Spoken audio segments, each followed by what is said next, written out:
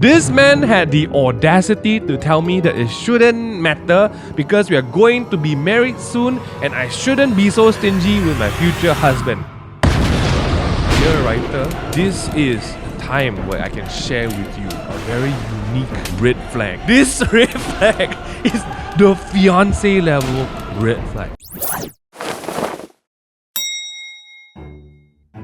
Today's episode is about the mornings. The only thing that people make stupider choices compared to their emotions is with their wallet. The time I was an ATM. Some of us take pride in being an ATM for the right people, but that's a clue right there. My ex-fiancé had a habit of borrowing my money and forgetting to pay. I just want to point out, this is a story that starts on fiancé level. This is bodo tahap different already at this time, okay? It started with small amounts like 10 or 20 ringgit. Okay, what world are you from? The 10 or 20 ringgit is small amounts. Thank you for highlighting your socio-economic status. But slowly, they turn into hundreds. Every time I asked him to pay back, he'd say that he forgot or he transferred it later. Oh, that kind of friend. Tag someone in the comments that's this kind of friend and then do the eye like this.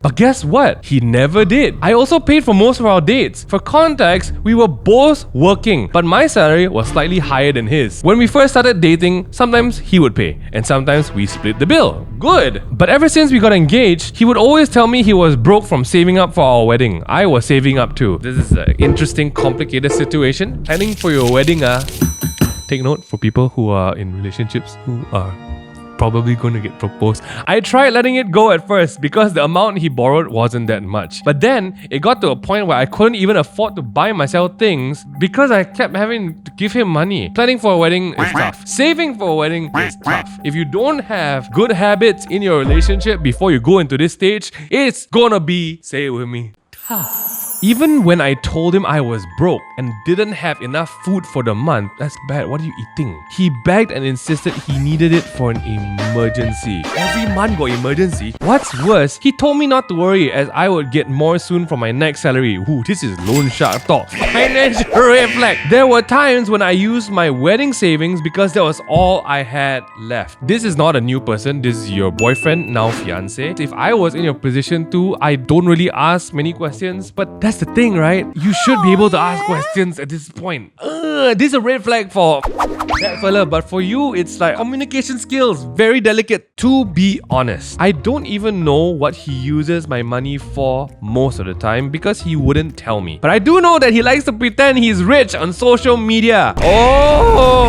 I see. Example, posting stories of himself at a fancy dinner, which I paid for, by the way.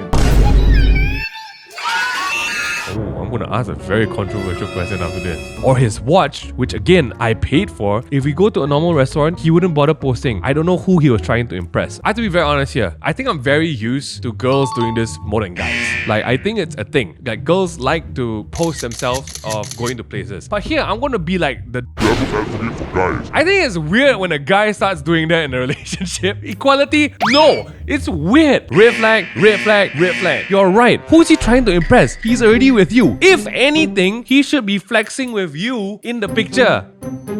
So, I finally confronted him about it. This man had the audacity.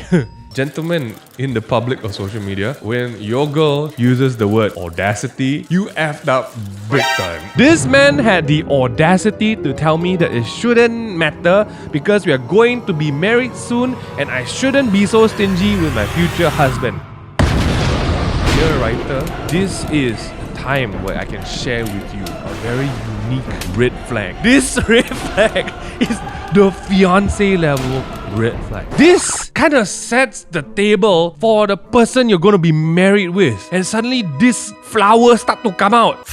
If he has the audacity to tell you this now, you're right. It's a bad sign for the future. I told him how it was unfair and felt like he was using me for my money. Correct! He then proceeded to say that I was selfish. Wrong! And was flexing my higher salary. Whoa, wrong! These two things just show one very big thing. Brother got big insecurity issues. Very big! He claimed that I was doing this on purpose to make him feel insecure. Insecurity speaks louder. Usually insecurity sounds like this. Oh, you're doing this to make me feel insecure.